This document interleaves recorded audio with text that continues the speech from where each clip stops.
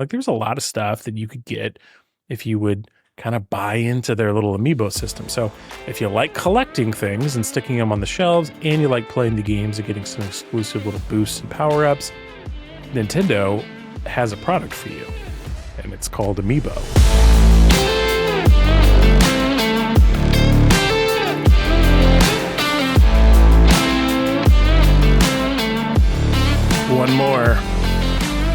One more podcast about video games on the internet. It's the tipping point.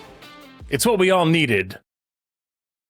It's who we are now. We're people that make and listen to podcasts all around the world. 6 million podcasts created last year, but only one that you're listening to right now.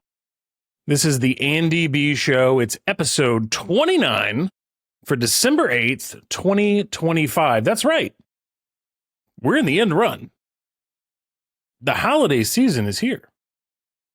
There's exactly, as of the time of this episode launch, 24 days left to beat Ghost of Tsushima and end up with an exclusive shirt. But it's definitely not the only thing that's going on this week. There's a lot out there. We're going to be celebrating some things. We've hit some milestones with the show. We're going to talk about Ghost of Tsushima a little bit. Red Dead Redemption, which just got re-released for, I don't know, the second or third time. Metroid Prime 4 is probably the headline that we're going to get into in a second. We got a bunch of other news topics with what's going on with TikTok video game streaming, Xbox Game Pass. There's some layoffs out there in the industry. But no fret, because Saudi Arabia is going to come in and buy up all the game studios and fund them. So everything's going to be great. And a little bit of news on Ball Pit. So glad you're here. Thanks for being part of the show today. Let's dive into it. So Metroid Prime 4 is out. Someone said that it's been 18 years since the last Metroid Prime game. Is that even possible? Like, how long has it been since the last Metroid Prime? Actually, I need to look it up. I didn't look it up before the show, and now I need to know. I know they announced it 7 years ago, and that's like fine. You're getting a long development cycle. You know, they started with Bandai Namco. Did I just reverse that? Bandai Namco? Sweet. And then it went over to Retro Studios, back to the kind of the original Prime creators, right?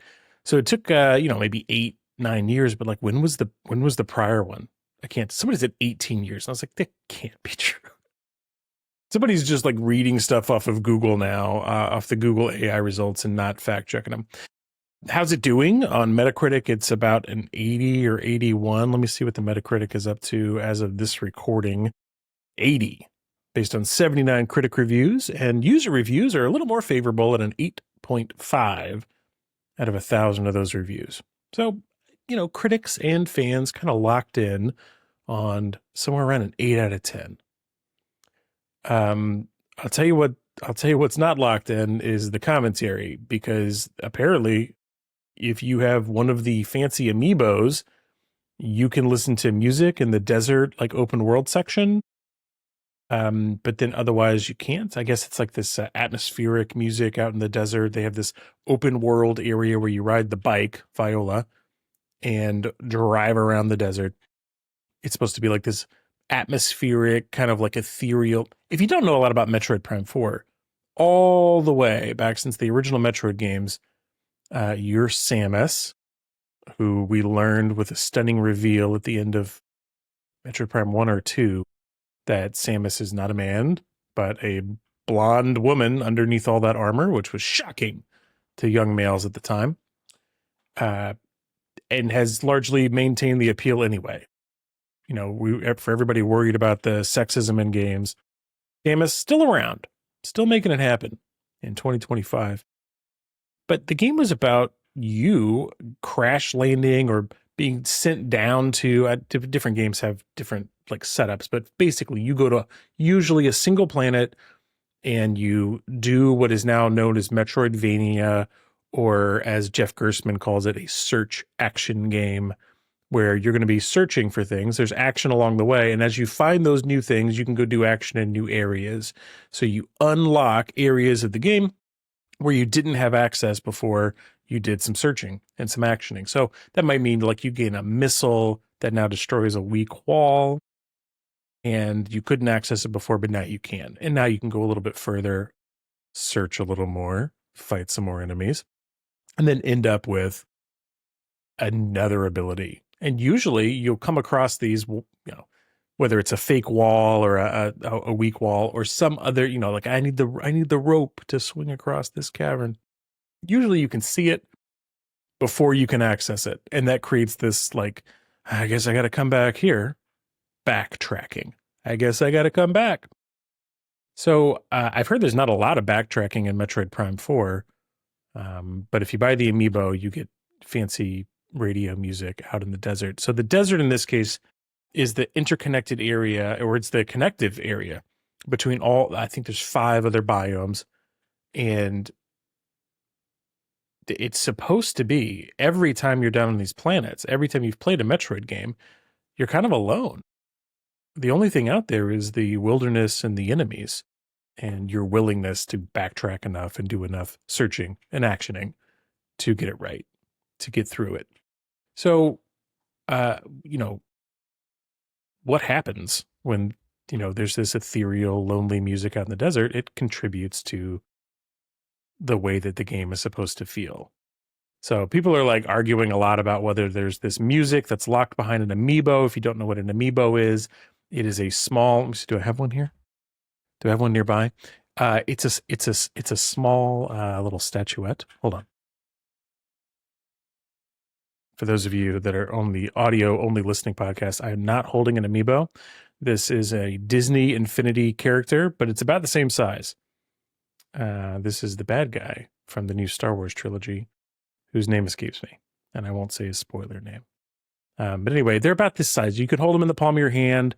They're like a little like statuette, and they have a RFID chip in them so that when you hold them to the controller, the game recognizes that you bought the thing.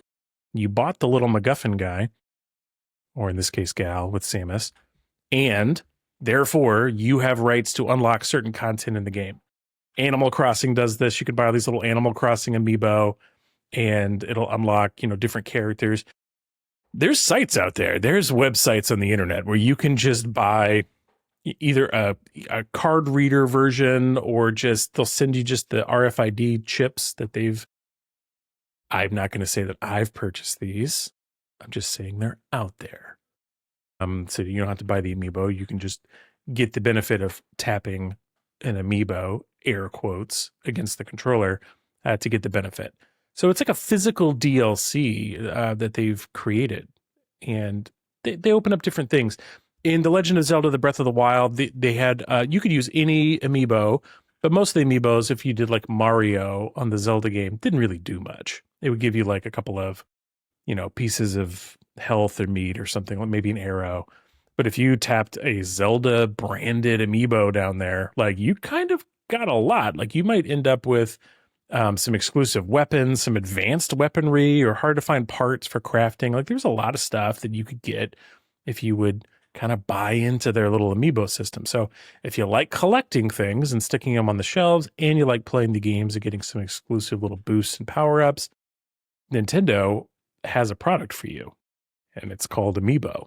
And they're not done making them. So one of the amiibos that you can get will like unlock, yes, the music, in case you don't want just the ethereal nothingness out there in the desert. Another one will grant you a shield that blocks up to 99 damage and fully restores health once a day. So that's the other thing about it. It's even in Zelda, because it's like, did Nintendo break their own game by selling you these amiibo? A little, but mostly it's just a bit of a boost. If you tap it on the controller, you can only do it once a day. In Zelda, once a day. Metroid, once a day. I assume the music plays as much as you want, but like the benefit to the gameplay only comes once a day. So you don't just like destroy the game and take all the fun away, because once all the rules are gone, you have unlimited health. That's fun for a little while, but like that feeling of progressing and, having to fight and, have some difficulty would go away. So they don't take that from you. They just kind of give you a little boost, a little something, you know? Yeah. I did ask, I don't have the game yet. I don't have the game yet. I am trying to stick with it for Ghost of Tsushima, which we'll get into in a little bit here. But I did ask, kind of my community out there on Threads, where you can follow me at Andrew.M.B. Said, how's Metroid Prime 4? I'm mostly reading great things from people who have actually bought the game. And a bunch of people chimed in. So the little community spotlight early here. Let's read a couple of these comments.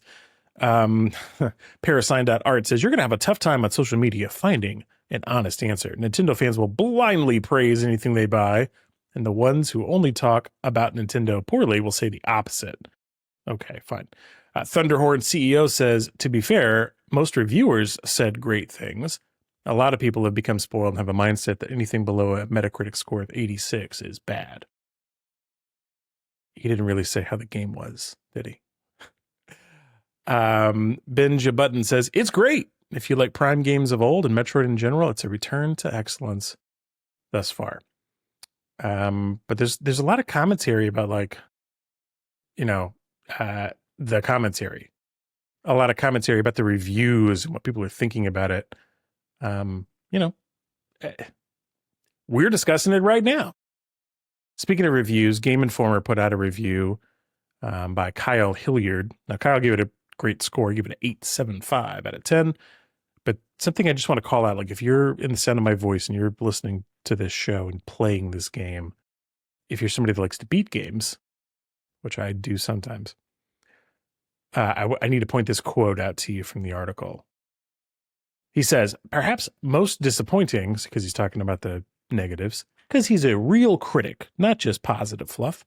Perhaps most disappointing, however, is the inability to re-enter your save before the point of no return after beating the game. I adore mopping up all the power-ups and turning over every last stone before seeing, or after seeing, credits in this genre, but unless you create a backup save before the final arena, something the game fails to encourage you to do, your only way to collect what you may have missed is to restart, which I did on the unlocked hard difficulty, but I was not happy about it. So mini games nowadays, for a long time, but I think the one that I noticed earliest on was probably Grand Theft Auto 3. I beat that game, and then back in the PlayStation 2, and then they just drop you back into the game at the end, like the credits run, and you're like, oh, game's still going. Huh. Because you're done with the main quest, but, like, you ain't done with that game. Even in Grand Theft Auto 3 in the PS2 era, which was not nearly as big as the other ones that have been made over the years. But Metroid Prime's not going to do that to you. It's not going to dump you in at the end and go walk around. And apparently it locks you out of the save. That is nuts. Like, most of the time they would, like, drop you off, like, right before. Like, your save wouldn't really save when you beat the game. It would drop you off right before the point of no return, according to Kyle Hilliard at GameInformer.com. That's not the case. So be aware that you want to, like, I guess, copy your save out. Who would have known? Really wild. So if you're playing Metroid Prime 4, keep an eye out for that. I guess it's not a super long game. HowLongToBeat.com has it at like 17 hours, which for me probably means it's going to be like 30 hours. Because the progress update I'd like to share with you all briefly on Ghost of Tsushima as I pursue the shirt, the exclusive shirt that you can only get if you beat the game, authenticate with Sony servers that show that you've beaten the game, and then go to a special website that Sony runs to buy a special shirt for beating Ghost of Tsushima by December 31st. Here's my update on it. I'm 41 hours into the game. According to HowLongToBeat.com, I should have beaten the game and a bunch of extra stuff by now. So, not doing great. Really slow. I would say I'm on the second part of the island. I've got about 6 out of 17 areas liberated there. And the third part of the island, I have no idea. So at some point, I may have to mainline the story. But again, there's 24 days left to beat this game. So I'm making a little progress, chipping away at it.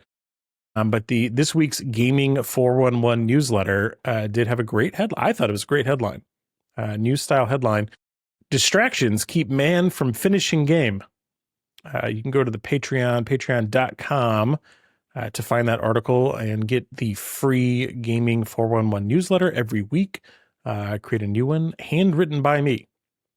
Distractions keep man from finishing game, including like what distracted me this week. You're welcome to check it out. You can sign up for free, or you can subscribe to the Gaming 411 newsletter to get early access to the show. I started last week publishing the show. I have to upload it to YouTube and Spotify and everything for distribution.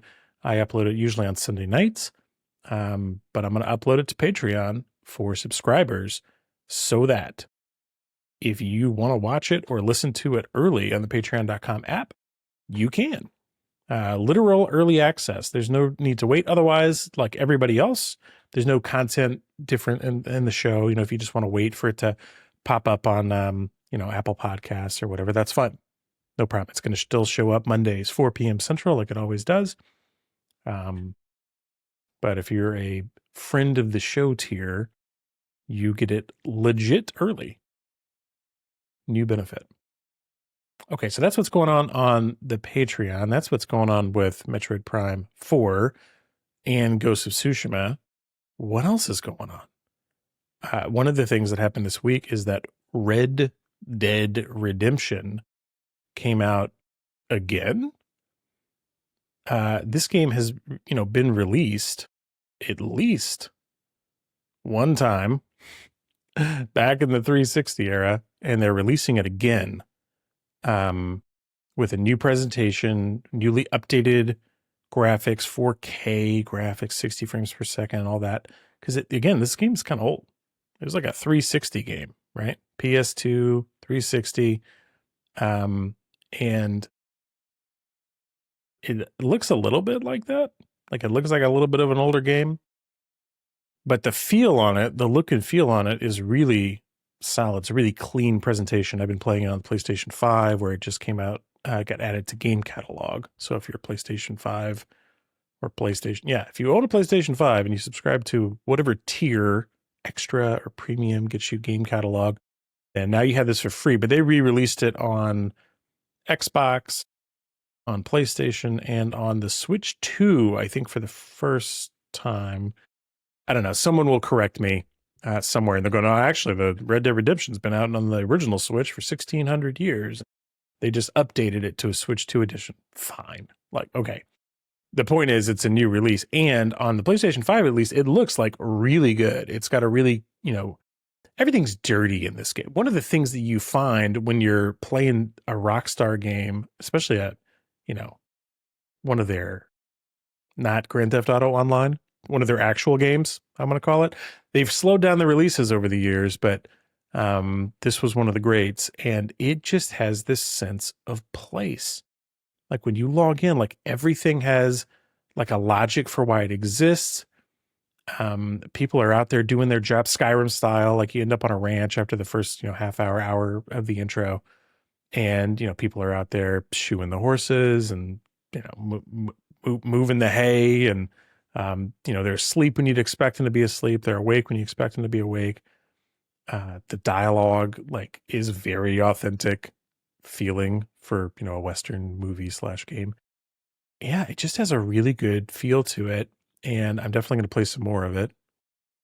Show it when we do I should really get back to that game. But I played a couple hours of it, which distracted me from Ghost of Tsushima, but it was good. It's out now.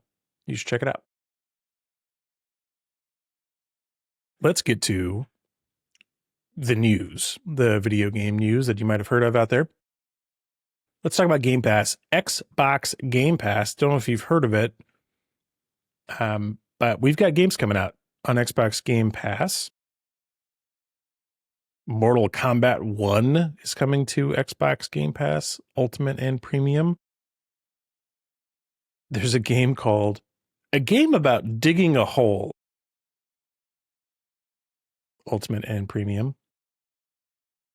Bratz Rhythm Style. I don't think that one's for me. The one I want to call out on here, well, there's two. One of them is 33 Immortals, which I guess like is still in game preview. They showed that one like a year or two ago, and it looked really good.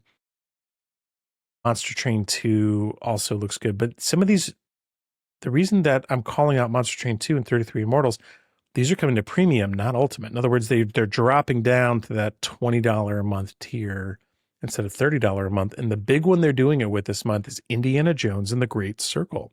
That released last year in December. And they promised when they upped the price and made everybody really mad from like $15 a month for Ultimate to $30. They're like, you doubled my price. I said, sure, but all of our first party stuff will come to premium shorter than a 1 year time period. So it might start on Ultimate, but it's coming to premium. And with Indiana Jones, like you don't need to play it day one.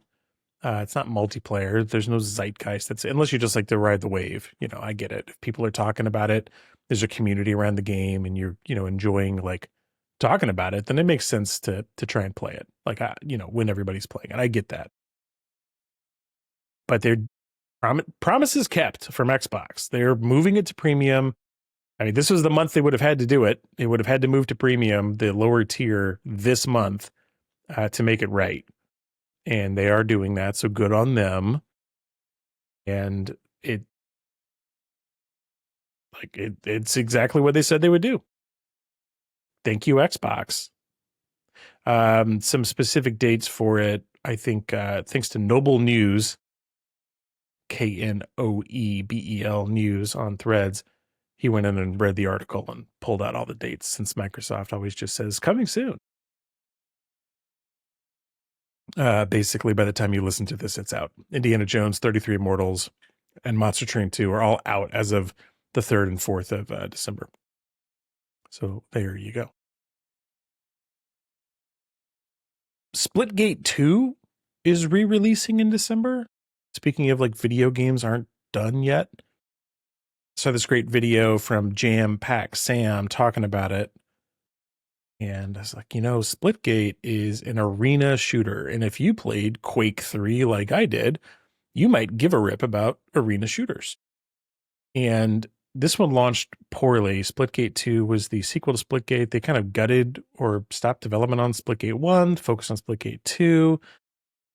But unlike Overwatch, which just said, Overwatch, it's re-released and we're changing a bunch of stuff, they left Splitgate 1 in the dust, made a worse, presumably, Splitgate 2. And they're relaunching. They've kind of gone back to the drawing board to go like, okay, what can we do to like make it right about Splitgate 2 to make it better? So they've changed the name. Good start. It's going to be called Splitgate Arena Reloaded. It comes out on December 17th. I was confused. I went to go find this on, this is from GameInformer.com. I went to go find this on the PlayStation Network. I was like, there it is. And I hit download and then the game didn't show up. And I think it's because it hasn't actually relaunched. So it's going to be a revamped online arena FPS from 1047 Games that goes back to its community-focused roots. Press release. So some of the big things that are happening, it's they've changed a bunch of the maps. So 5 new maps, 6 existing maps that have been fully reworked. I guess they didn't have enough portals in there. 3 new primary weapons, a new power weapon, the railgun, new arena modes. And basically they made things like a lot cheaper, better cosmetics, simplified battle pass. I guess when the new one, Splitgate 2 came out, people were just like, I feel like you've over monetized this and you're making it feel bad. So I'm willing to try. I'm willing to take a look. I tried to hit download already, but it's not open yet. So keep an eye out for that. One thing that I've been pretty interested in, I think everybody that's following video games has been pretty interested in, is this game. If you like 2D games that have like Cyberpunk, Blade Runner style, this game called Replaced is something that people have been kind of looking forward to for a bit. It's like a 2.5D kind of game, cyberpunk world, cinematic combat. And look, I think that we've been talking about Metroid, the new one, Metroid Prime 4 is like a first person game, definitely. But Metroid Prime didn't start that way. It started as a 2D game where you're, out there hunting these Metroids. So this replaced game though is 2.5D. It looks like it's got this somewhat intricate combat, like you're going to be like doing fisticuffs with people, not just shooting guns. And I'm trying to remember the name of the 2D game that came out right around the Xbox 360 arcade when it got real big, but it was a search action / Metroidvania game. And it kind of reminded me of that, of this, but this is a little bit darker, a little bit more fights. There's a lot of like super dynamic camera movement that gives it a really cool style. Like it looks real good. If you're into dark cyberpunk futures and going underground to fight people, maybe there's quests, maybe there's fighting. I bet there's like a lot of like really high reverb, slow beat, music to bleed out to in this game. It looks real good. So Replaced is coming out, I think, in March of 2026. This trailer that I'm showing, if you're watching the video version, is a launch date trailer. So we're going to see it next year, March 12th, 2026. And it looks good. I think it's coming to basically everything. Oh no, excuse me. It's not everything. Steam, Epic, GOG Games, and then Game Pass. More Game Pass. The other most important news that I can bring you right off the top here is that Ball Pit has sold like 1 million copies. I'm sure that this show has helped sell thousands of copies all on its own. It's a great game, and they're going to be releasing a bunch of new stuff as a result. So in 2026, they're going to have like 3 content drops that are going to introduce new characters to take down to the pit, new ball types, new building types, new evolutions. So they're not done working on it. The Regal update comes out in January 2026. They've got an April 2026 Shadow update, and then the third one they've got planned is in July, the Naturalist update. So free updates if you've got a copy of Ball Pit. And I guess this is on Game Pass Ultimate, but I just bought it. It's like $20. It might be the most fun you can have with $20. Check out Ball Pit if you haven't yet. It's great. The last like little small news update here before we take a break was that I've been doing a little bit of video game streaming online, which is fun. My main content here is the podcast. I'm not trying to turn into a video game streamer. I don't got that kind of time. But they did, release TikTok Studio for the Mac. I'm on a Mac. I'm locked into the Apple ecosystem. I'm not about to buy, I don't think, a PC. I say I don't think I'm going to buy a PC, but these RAM prices keep going through the moon, and the pre-built PCs over at Costco seem pretty reasonable. It's like, no, maybe I should buy a PC just to have one around. But I don't think so. Most of my gaming's done on the console. But the PC on my Mac is what I use. I feed in the video if I'm streaming into an Elgato 4K capture card. That goes into the Mac. The Mac encodes it and pushes out the video and audio and this face and this voice out to YouTube. But I can't get it out to TikTok and till now. They finally released the TikTok Studio for Mac. So I did try it. I booted it up. I played Ghost of Tsushima on there for about an hour this last week, and it's fun. Like I think it's probably if you only had one experience of streaming online, and the one experience was you setting up OBS, and the other one was you setting up TikTok Studio. For a first timer, TikTok Studio is way better. Like you could set up all these overlays, and you could set up where the chat's going to go, and you could set up, on TikTok lives, people are giving you, if you're doing well, if you're interesting and exciting to folks, they're giving you money and gifts and following you. And they have all this, like you just drag and drop and set up the, how you want it to look and everything. And you can do double setups where you can have the vertical stream and the horizontal stream, so that if people want to turn their phone while they're watching TikToks, but then get enraptured by you trying to win this shirt in Ghost of Tsushima, that's all there. Like, that is really, really nice. What it didn't have, though, was the ability for you to easily, maybe this works in the PC version, maybe it'll come to Mac, was to do ducking. So ducking is when in OBS will let you do this. You basically, this is like, I'm only going to talk about this for like 1 more minute. So like if you're not into video game streaming, you can just hit the fast forward button 30 seconds twice. But if you've ever wanted to broadcast online, you will care about this, which is if you've ever gone to somebody's video game stream that isn't like a pro at it, like they're just a regular person, like, you know, me and you, sometimes their video game audio will vastly outpace the audio of their microphone. And so the person you're there watching to play and want to hear their commentary, and you're interacting with them in chat, suddenly they're overwhelmed. The audio of the game is so much louder than their mic. Well, you can set up a ducking or a sidechain system. OBS, it's only a few clicks. You have to look up how to do it. But basically, it means that whenever you start talking, the game audio, based on settings that you can adjust, like cuts way down. And then how fast it cuts way back up, you can adjust, and how much it goes down. But basically, if I'm streaming on YouTube and I'm playing Ghost of Tsushima and I go, whoa, that was the Ghost of Tsushima, then all of the game audio ducks way down so you can hear my voice perfectly, because you're there for me. You're not, if you're just there to watch Ghost of Tsushima be played online without me, you probably wouldn't do that. You would probably do something else with your time. But you might be there to watch me and watch the game. But the game would never take precedence over my voice. In TikTok Studio, you can't do that.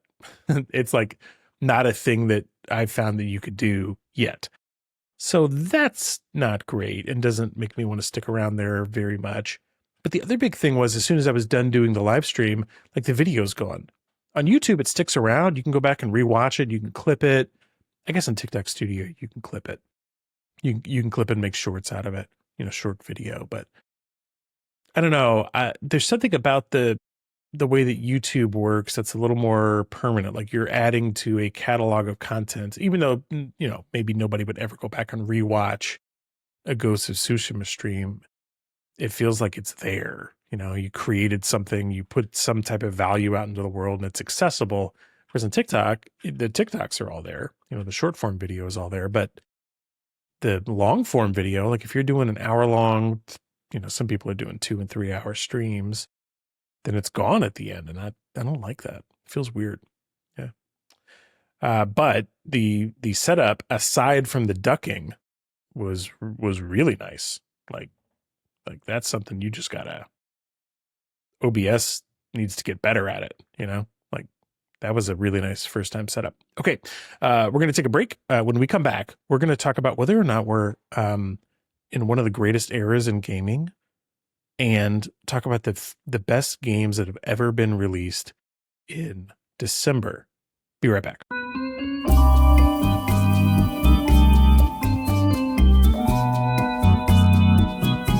The month of December is a really weird one to release games in. Yes, the game launched before Christmas, but it also launched after people spent all of their discretionary money during Black Friday weekend.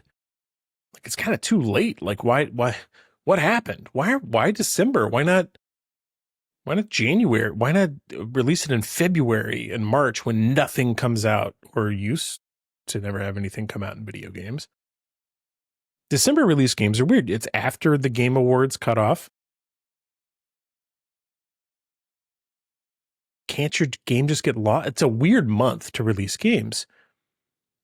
There was this great thread by Channel 3. They're out there. They're a lot of places.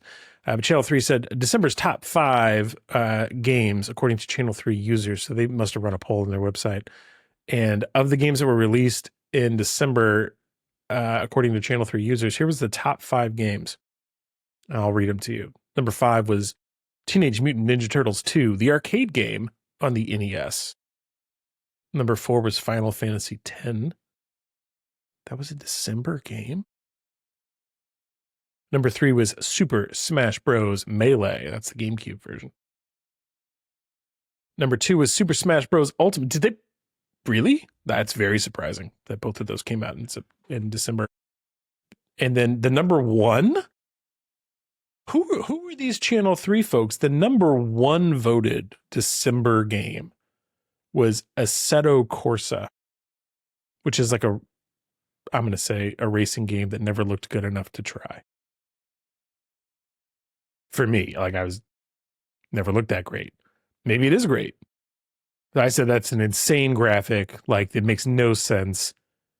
And Channel 3 responded and said, well, what are your best December released games of all time? And so I had to go look it up because I don't remember what games released in December. So I was like, okay, give me a list of all the games that have ever released in December, for the last 40 years of video game playing that I've been doing. And let's make a new list. And I'm not going to include Super Smash Bros., even though those are great. I'm going to make my own list. I'm happy to present to you today my list of the best games ever released in the month of December. You might have your own list. This one is mine. Number 5, Far Cry 3. Number 4, Quake 2. Quake 2, if it was Quake 3, it'd be further up this list, but it was Quake 2. It's a pretty great game. Number 3 was Halo Infinite.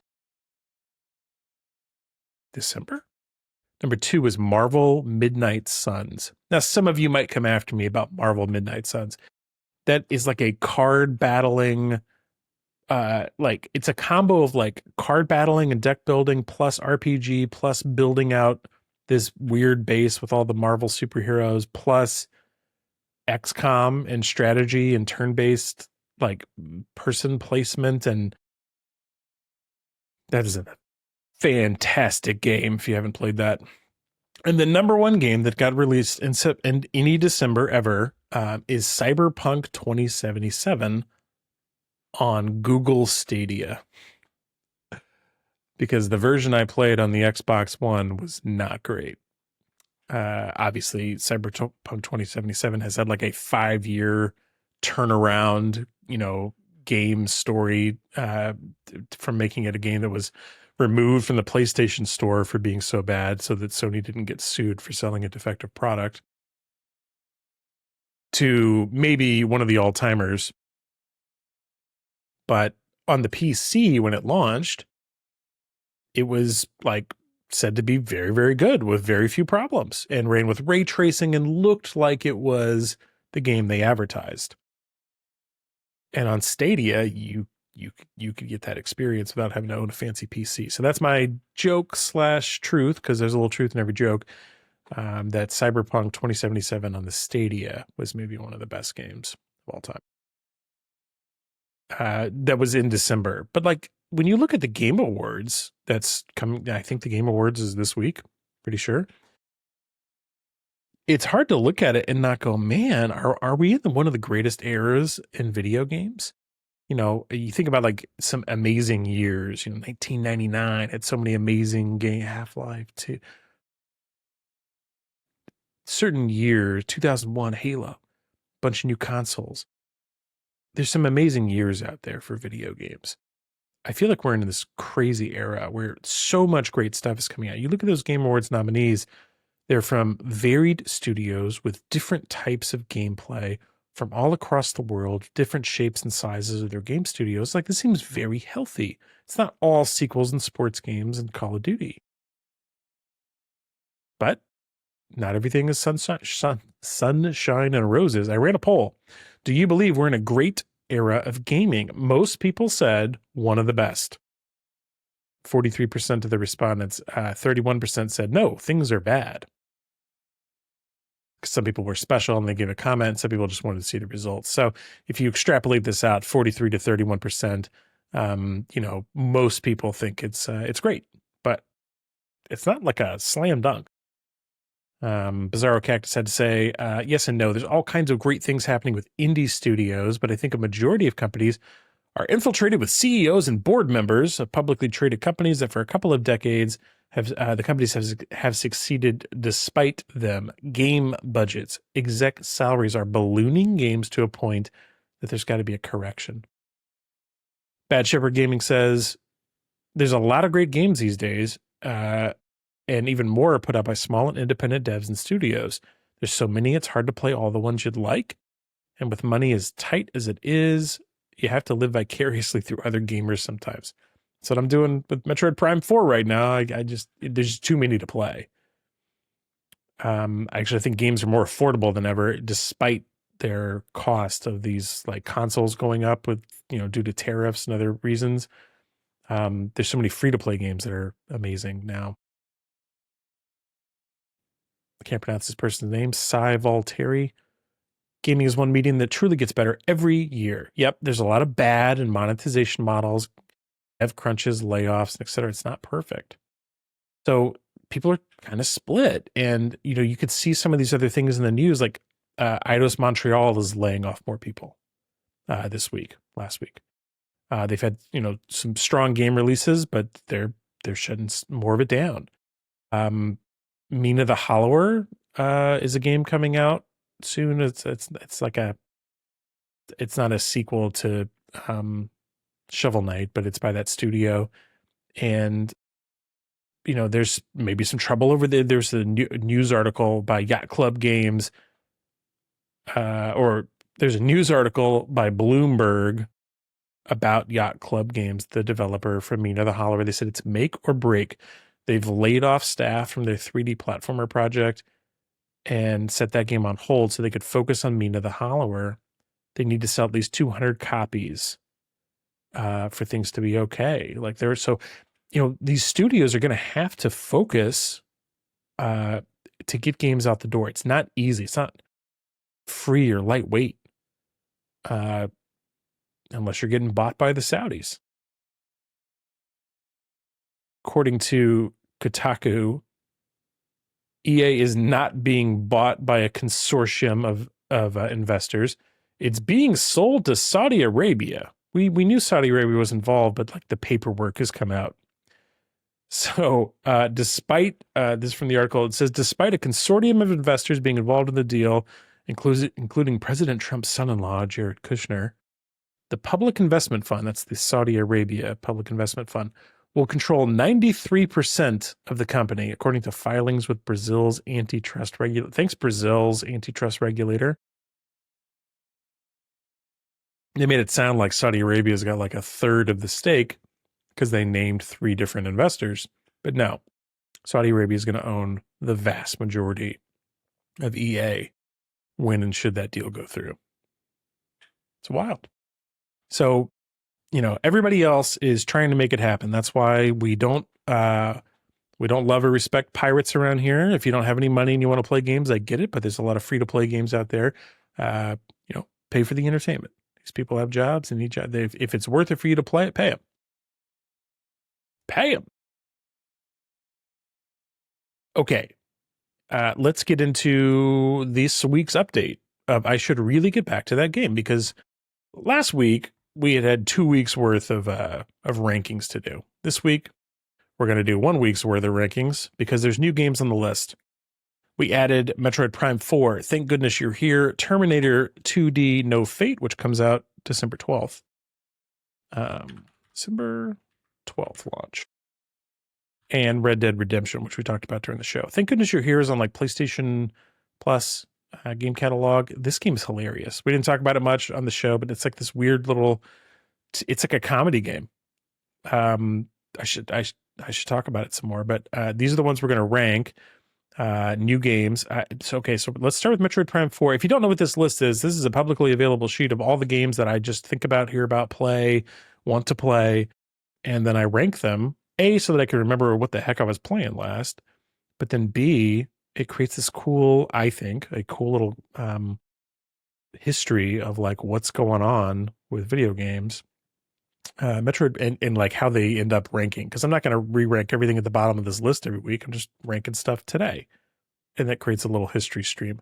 Metroid Prime 4 is going to be near the top. I will probably play it before I play Pacific Drive again, which is to say that I think I'm going to pick up Metroid Prime 4. Terminator 2, I checked. This is not coming out on Game Pass or anywhere else. You got to buy it.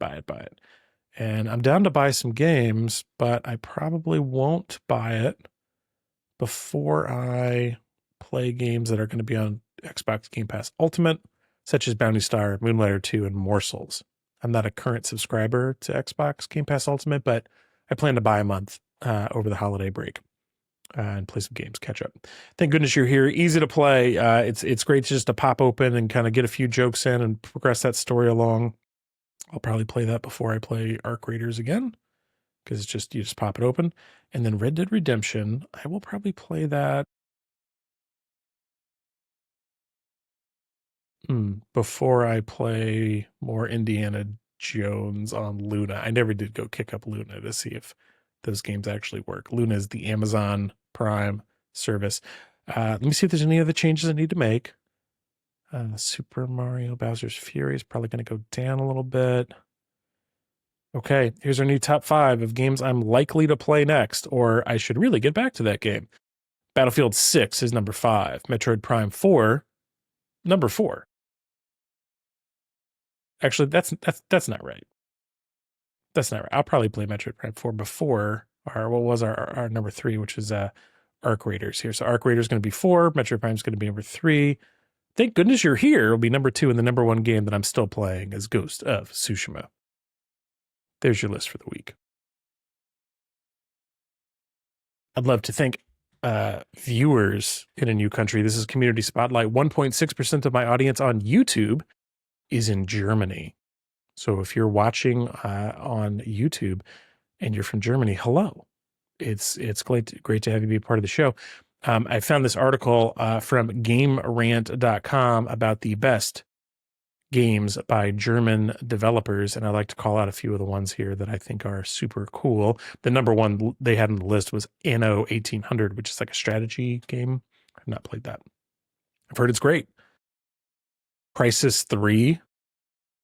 The Crysis games are incredible. I think Far Cry 3 is, if it's not on this list, it should be. The one I wanted to, there's 2 I wanted to call out here. One of them is, we'll get to that one. Where is it? I did not know this. Spec Ops The Line. We've talked about Spec Ops in this show before.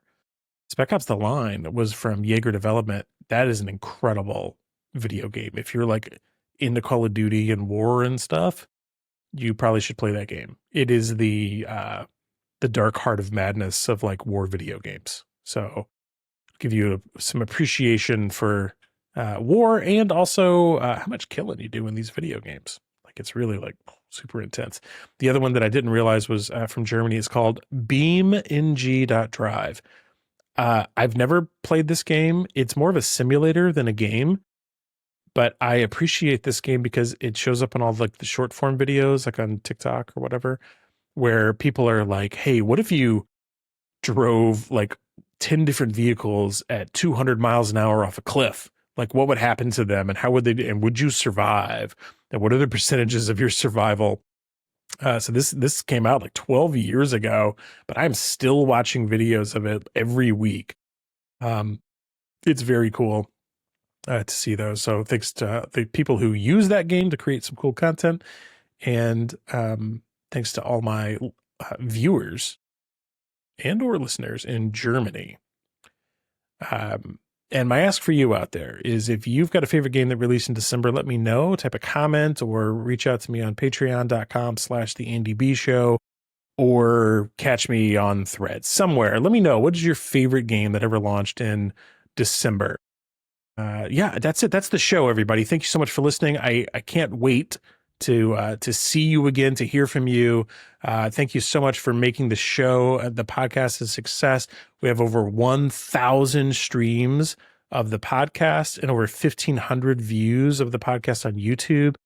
So that's 2,500 listens of the show, and it keeps getting better. The show keeps getting better. All of you, we're already great, but there's so many more of you now listening to the show, and I just really appreciate you. Thank you for listening. Thanks for being a part of the Andy B Show, a video game podcast for adult gamers. Have a great week. Bye.